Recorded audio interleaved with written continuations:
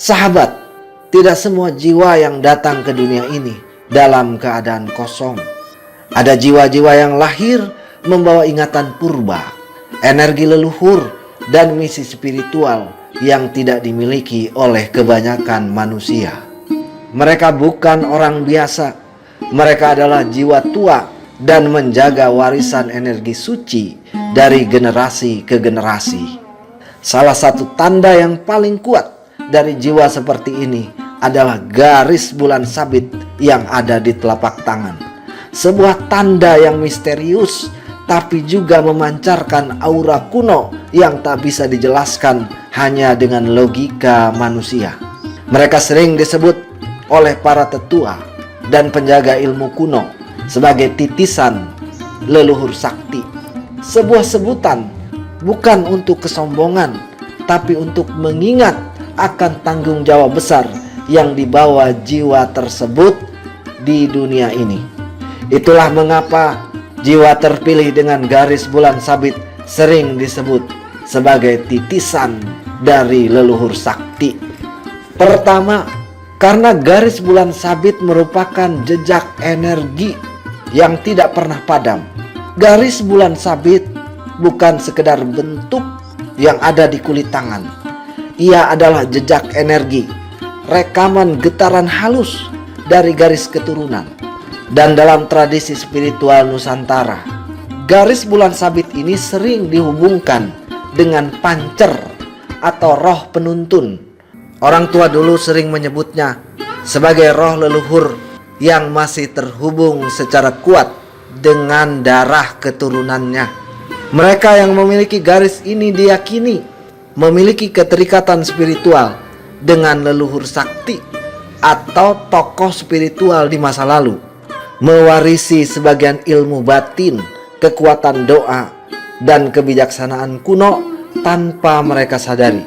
Memiliki daya spiritual yang tinggi, baik untuk penyembuhan, perlindungan, maupun intuisi.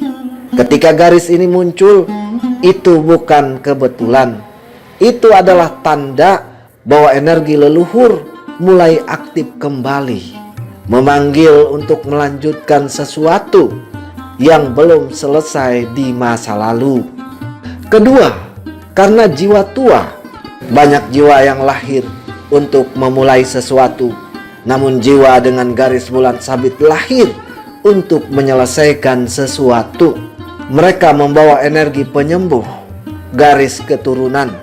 Jika di masa lalu keluarganya mengalami kutukan, karma yang berat, atau perpecahan batin, maka mereka akan menjadi jembatan sebagai penyembuh itu. Namun proses ini tidak mudah. Jiwa terpilih harus melewati fase penderitaan yang dalam, karena mereka menanggung bukan hanya beban pribadi, tapi juga energi turun-temurun yang harus dimurnikan melalui tubuh dan kesadarannya sendiri. Itulah sebabnya banyak dari mereka mengalami mimpi tentang masa lalu, tempat kuno, atau sosok tua yang berjubah putih, merasa memiliki kedekatan spiritual dengan zaman yang belum pernah mereka alami. Sering merasa terikat dengan ritual, doa, atau simbol-simbol tertentu yang tak pernah mereka pelajari sebelumnya. Itu bukan ilusi, itu adalah panggilan jiwa yang sedang berbicara melalui darah dan nafasmu sendiri. Ketiga, karena dunia modern tidak memahami bahasa jiwa kuno. Jiwa yang tua tidak selalu mudah untuk hidup di dunia modern. Mereka lahir di zaman yang penuh kebisingan, di mana kebijaksanaan lama dianggap sudah tidak relevan dan suara hati dianggap sebagai kelemahan. Mereka sering merasa tidak cocok dengan zaman ini, terlalu dalam untuk dunia yang dangkal, terlalu lembut untuk dunia yang keras, terlalu sadar untuk dunia yang masih tertidur. Itulah sebabnya mereka sering mengalami rasa keterasingan sosial meski di tengah banyak orang, penolakan dari lingkungan karena cara berpikir dan energinya berbeda, panggilan batin yang sulit dijelaskan, seperti dorongan untuk menyepi, berdoa, atau mencari makna sejati dalam hidup. Padahal semua itu hanyalah resonansi dari jiwa kuno yang belum bisa beradaptasi sepenuhnya dengan dunia baru. Namun justru di sanalah kekuatan mereka. Di saat dunia melupakan akar spiritual mereka, merekalah pengingat dari masa lampau. Yang keempat, karena mereka tidak dilahirkan untuk berkuasa, tapi untuk menyadarkan. Banyak orang yang salah paham, mengira titisan leluhur sakti berarti seseorang yang akan memiliki kekuatan magis yang luar biasa, bisa memanggil hujan atau menguasai elemen alam.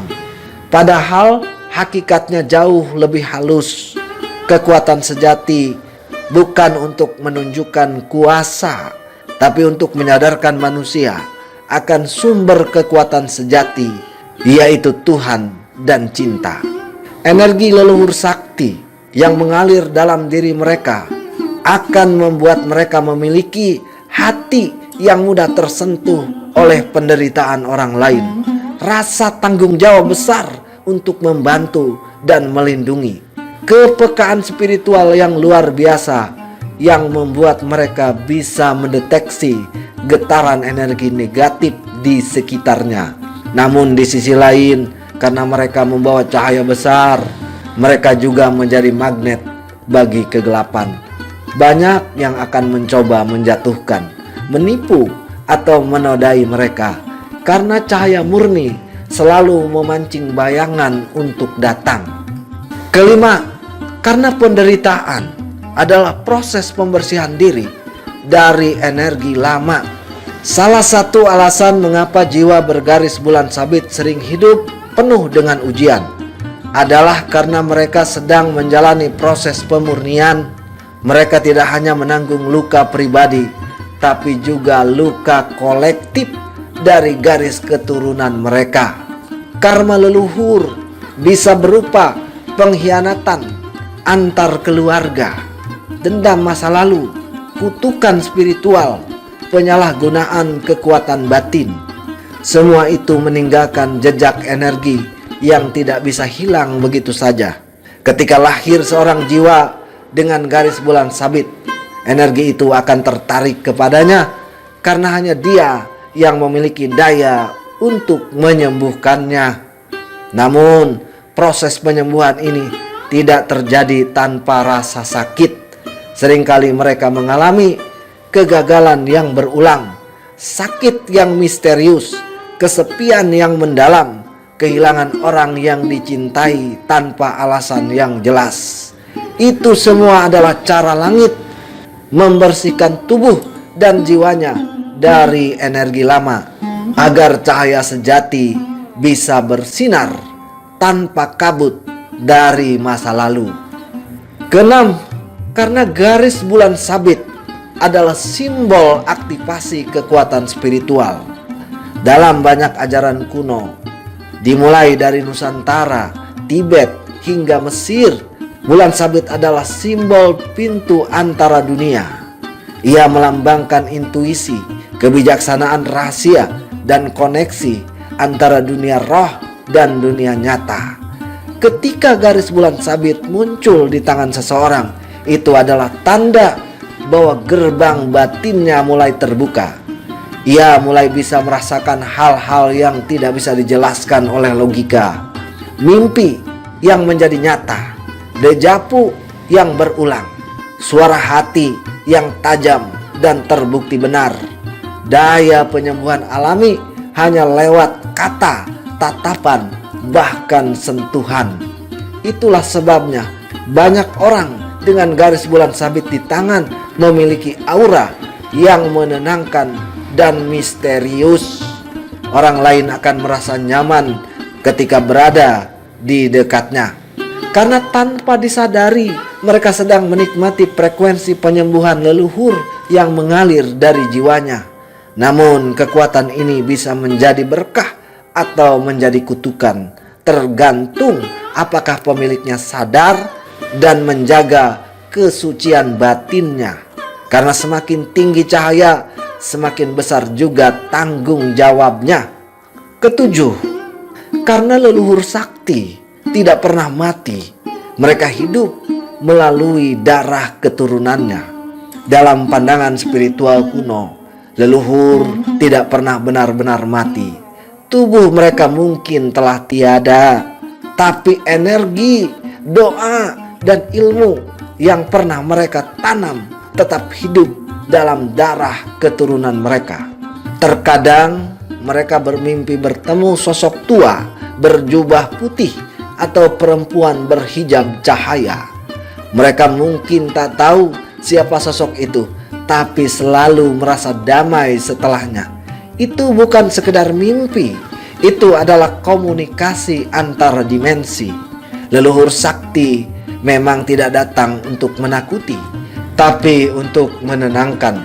Mereka muncul ketika keturunan mereka hampir menyerah, menguatkan mereka lewat mimpi, intuisi, atau kejadian yang penuh makna. Mereka tidak ingin disembah, mereka hanya ingin diteruskan dengan hidup yang penuh cinta, kesadaran, dan pengabdian kepada Sang Sumber. Kedelapan, karena mereka adalah cermin antara langit dan bumi. Jiwa bergaris bulan sabit adalah jembatan antara dunia nyata dan dunia gaib. Mereka tidak sepenuhnya dari dunia ini, tapi juga tidak terlepas darinya. Itulah mengapa mereka memiliki dua wajah, satu lembut seperti air, satu kuat seperti batu karang. Mereka bisa menangis untuk orang lain, tapi juga bisa menahan badai tanpa suara. Mereka adalah tempat di mana langit menatap bumi, tempat Tuhan menitipkan cinta yang tak bisa dijelaskan dengan logika. Dan meskipun hidup mereka tidak mudah, jiwa mereka tahu mereka tidak sedang dihukum. Mereka sedang dijaga agar tidak lupa siapa diri mereka yang sebenarnya. Jika kamu memiliki garis bulan sabit di telapak tanganmu, jangan takut akan beratnya jalan hidupmu. Jangan merasa aneh, jangan merasa sendiri.